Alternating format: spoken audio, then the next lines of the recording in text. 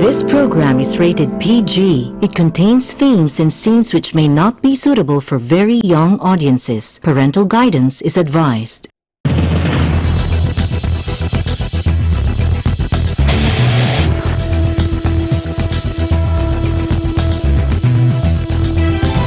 We're working to connect a region of over 600 million bridges between our lands.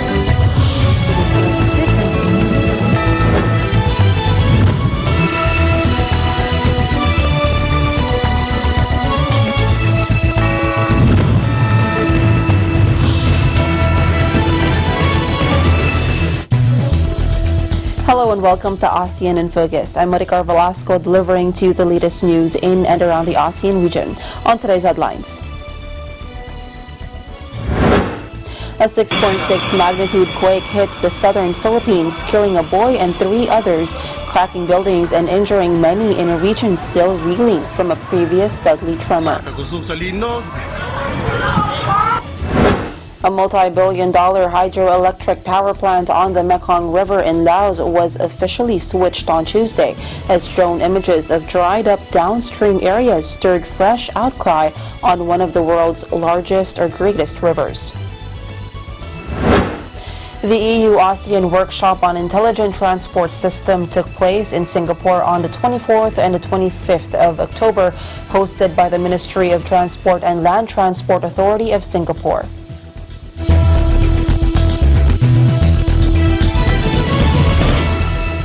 A 6.6 magnitude quake hits the southern Philippines, killing a boy and 3 others, cracking buildings and injuring many in a region still reeling from a previous deadly tremor. One fatality was identified by the National Disaster Risk Reduction and Management Council as Nestor Narciso, 66, from Coronadal City, while other fatality was a boy who was fleeing his schoolroom during the quake.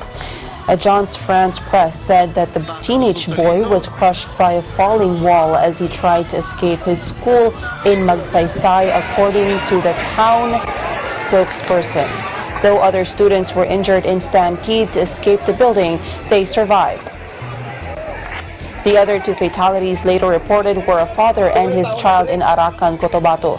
The quake has injured a still undetermined number of people, but the South Cotabato provincial government has said that there were at least 70 persons injured. In Davao City, many were also reported injured. People ran out of buildings as the strong tremor was felt at intensity 6. Residents, especially those in tall buildings, panicked as they had not even yet recovered from a previous strong quake that hit the region, specifically less than 2 weeks ago. The epicenter of Tuesday morning's quake was located 25 kilometers southeast of Tulunan, Cotabato. It struck at 9:04 a.m. October 29, according to the Philippine Institute of Volcanology and Seismology, or PhilVox. The quake was quite shallow with a depth of focus of only 7 kilometers and was felt at intensity 7 in Tulunan and Makilala in Cotabato, Kidapawan City, and Malungon in Sarangani.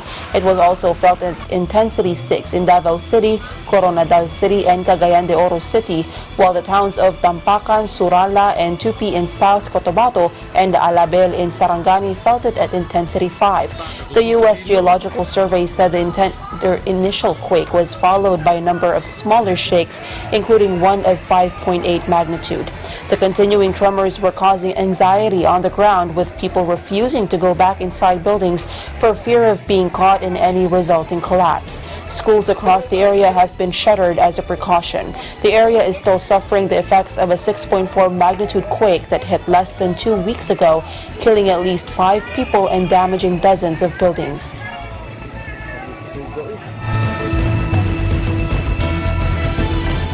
They borrowed thousands of dollars to fund their children's illegal trips to Europe, and now the Vietnamese parents of missing migrants feared dead in Britain have no idea how to pay off the crippling loans.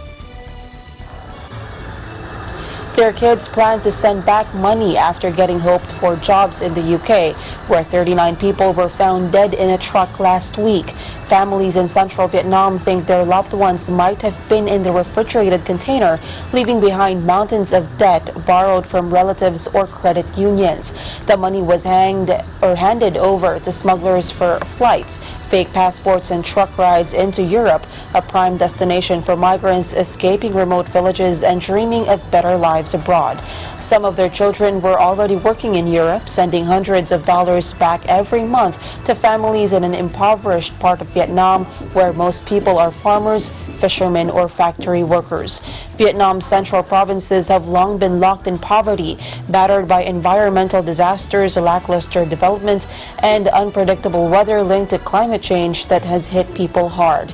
In Ha Tinh, the per capita annual income is $2,200, below the national average of nearly $2,600. In neighboring Nghệ An, where many of the missing migrants also come from, it's just $1,200.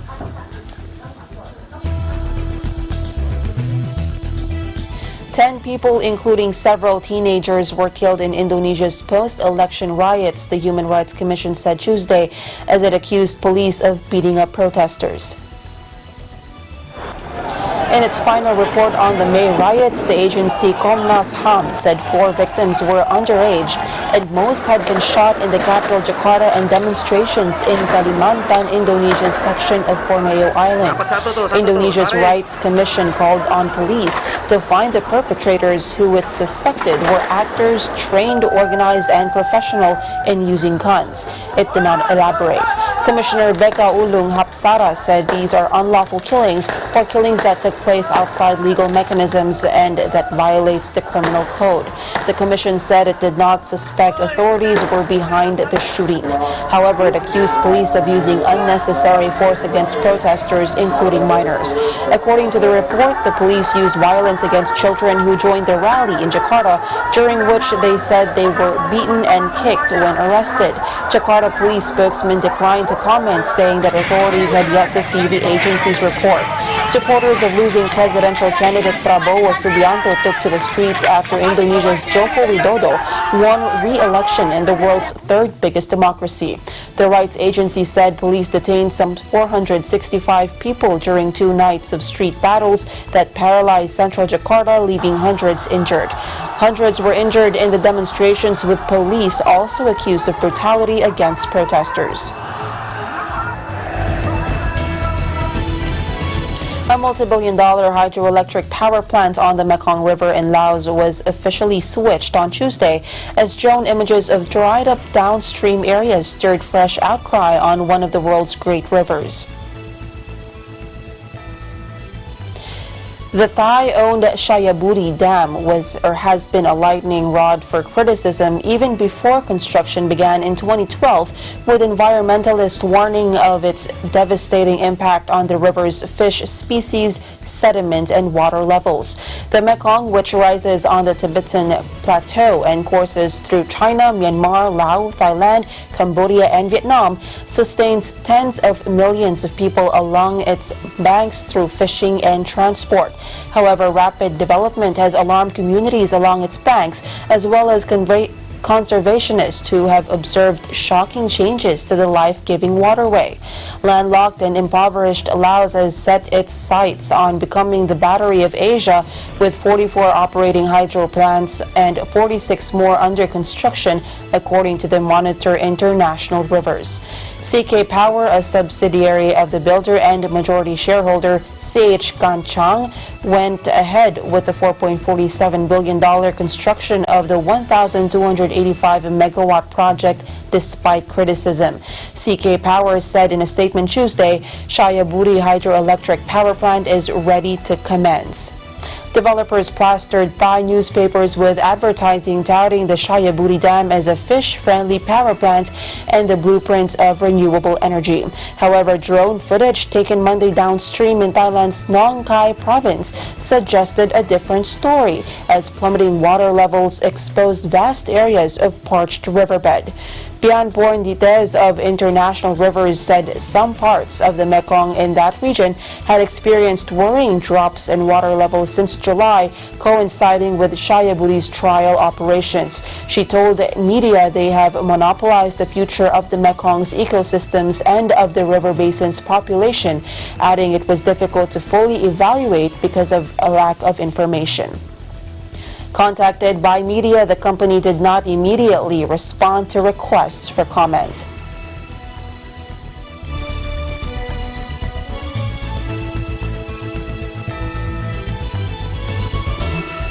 Stay tuned, ASEAN in Focus. We'll be right back.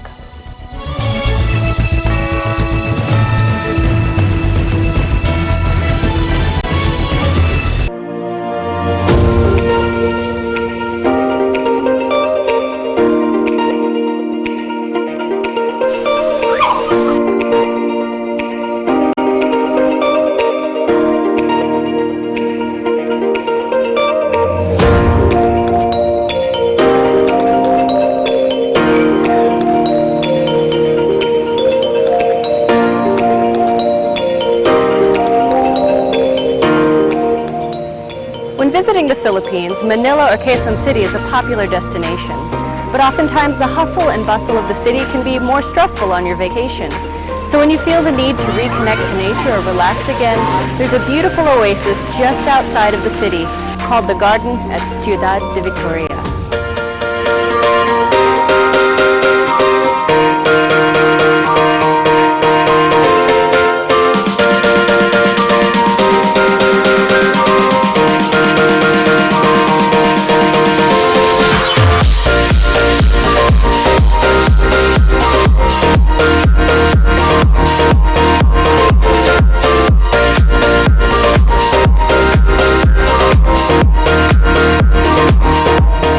Some of the species that you can see here include hydrangea, snapdragon, and stargazers. They're truly beautiful.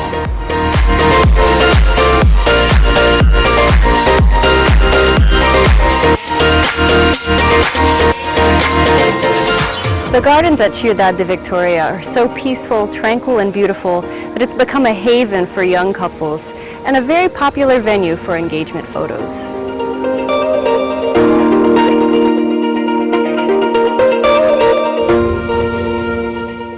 The next time you want an escape from the big city, the garden at Ciudad de Victoria is a wonderful place to visit.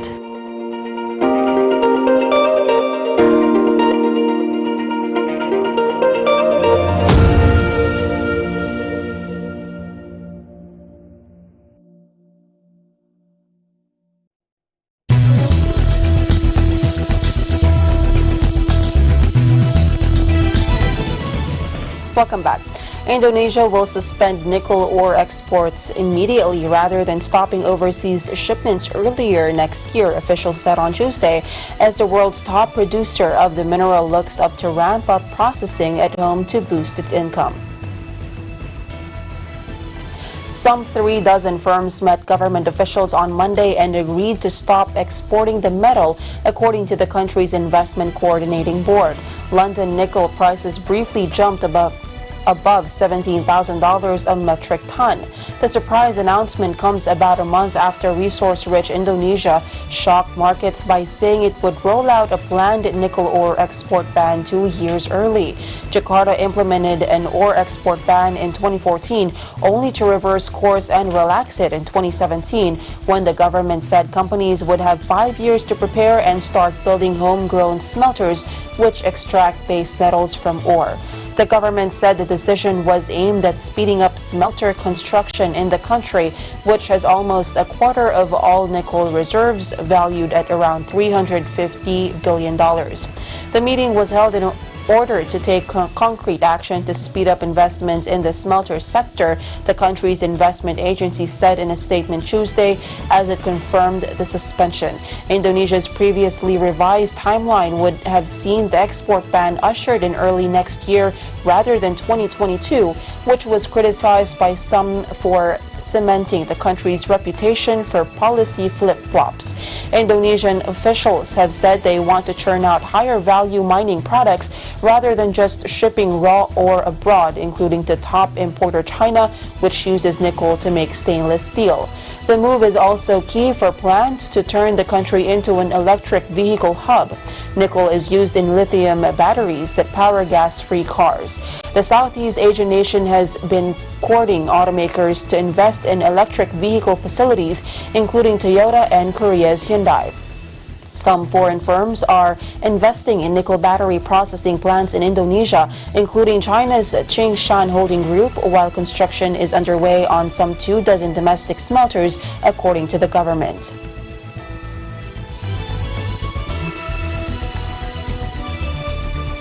Businesses and officials representing micro, small, and medium enterprises, or MSMEs, food regulatory agencies, and standards development bodies from ASEAN, Australia, and New Zealand convened in Jakarta on the 22nd to the 24th of October to discuss how to enhance the role of MSME in prepared food trade in the ASEAN, Australia, New Zealand Free Trade Area region. The workshop aimed to increase regional and in-country practical knowledge and skills in the prepared food sector for MSMEs, MSME enablers, and relevant government officials, which in turn can contribute to greater participation of MSMEs in regional value chains and gaining international market access. In her remarks, Ms. Destri Anna Sari, Director of Marketing, Ministry of Cooperatives and SMEs of Indonesia and Chair of the ASEAN Coordinating Committee on MSME, stressed the importance of capacitating the MSMEs in taking advantage of opportunities presented through the ASEAN-ZFTA and eventually towards contributing to achieving ASEAN integration. At the workshop, MSME enablers and industry regulators exchanged views and information about the food control management systems and regulatory frameworks currently in place in each ASEAN-ZFTA party, as well as about the importance of food safety and adherence to standards and regulations across the value chain. The workshop deliberated on the findings of a needs assessment study that unveils the challenges faced by MSMEs in 12 ASEAN-ZFTA parties and their capacity building needs related to international market access in terms of compliance to food safety, food standards, and technical requirements. Participants further discussed the design of the proposed capacity development program for MSMEs and MSME enablers, related training materials, and national implementation work plans. The workshop participants also took the opportunity to learn through case studies about capacity building programs and internationalization support provided by national agencies in the ASEAN member states, as well as the successful internationalization of MSMEs that have exported to regional and international markets. An overview of the efforts and challenges in harmonizing food safety standards in the region was also highlighted. The EU-ASEAN Workshop on Intelligent Transport Systems took place in Singapore on the 24th and to the 25th of October, hosted by the Ministry of Transport and Land Transport Authority of Singapore. The event was jointly opened by Mr. Henrik Holole, Director General for European Commission, Directorate General for Mobility and Transport, and Mr. Yap Ong Heng, Senior Advisor, Ministry of Transport of Singapore, while Secretary General of International Transport Forum, Young Tai Kim, delivered a keynote speech. Representatives from ASEAN and EU member states, ASEAN Secretariat, its experts and practitioners from Europe and ASEAN regions, research organizations, as well as the private sector through representatives of business councils attended the workshop.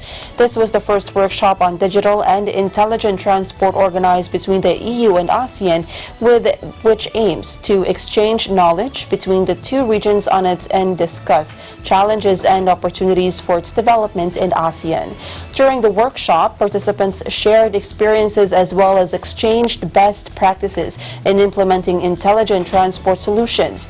They touched on the importance of data collection and sharing in support of its services, as well as the interagency coordination and regional cooperation to develop its solutions for transport users that meet the demand of cities and society.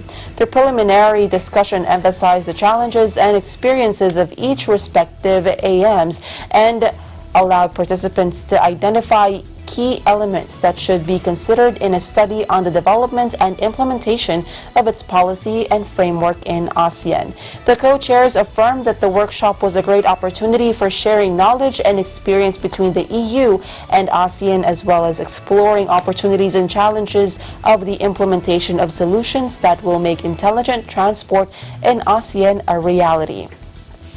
Both the EU and ASEAN recognize it as an important element in the establishment of future modes of transport and mobility and see it as a requirement to solve road safety, emission and congestion problems. The workshop also included exhibition visits to the IT's World Congress 2019, including to the ASEAN Pavilion, where participants were introduced to leading technologies and innovations in ITS.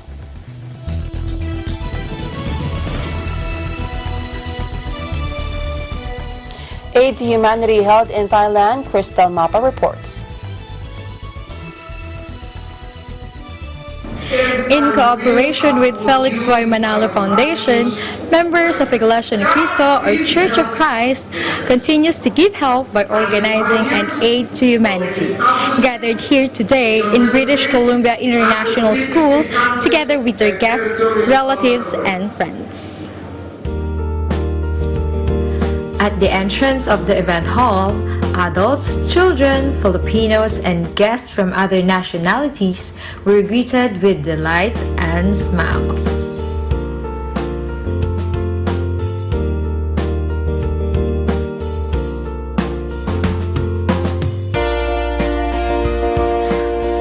Brother William Regalado, the district supervising minister, welcomed the attendees by introducing the Iglesia ni Cristo and by preaching the words of God.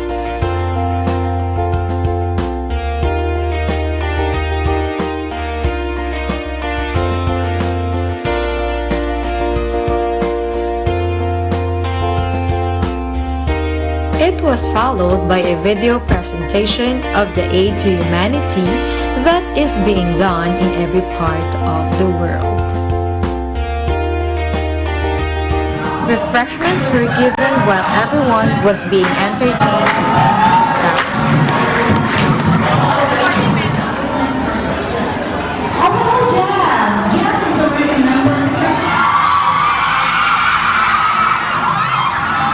The crowd can't help but to have mixed emotions while watching the Velasco siblings showcase their stunts, flexibility, and comedy.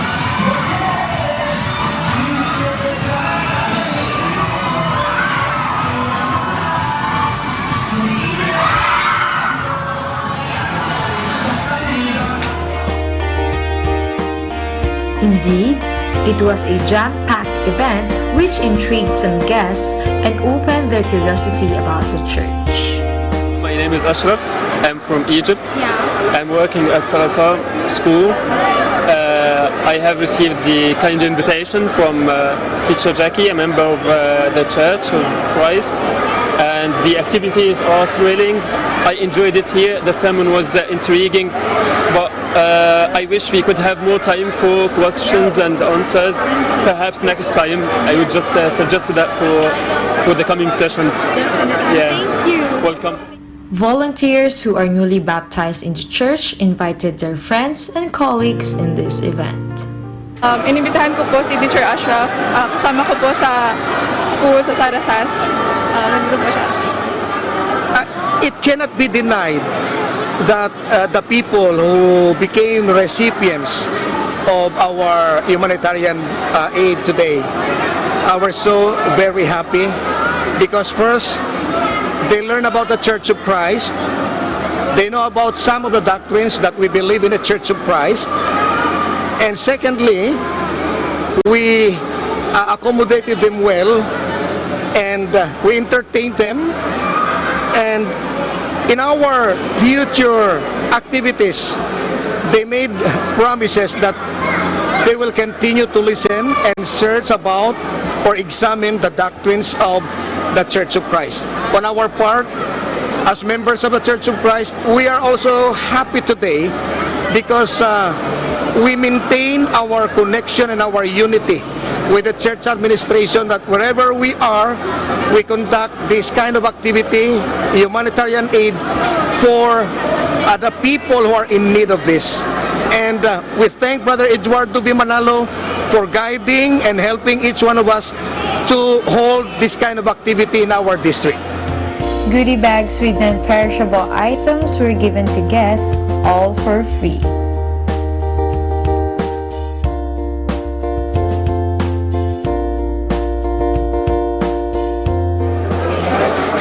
Through the leadership of Brother Eduardo V. Manalo and with active participation of all members, they will continue to participate in this kind of activity, to share, to give, and to care.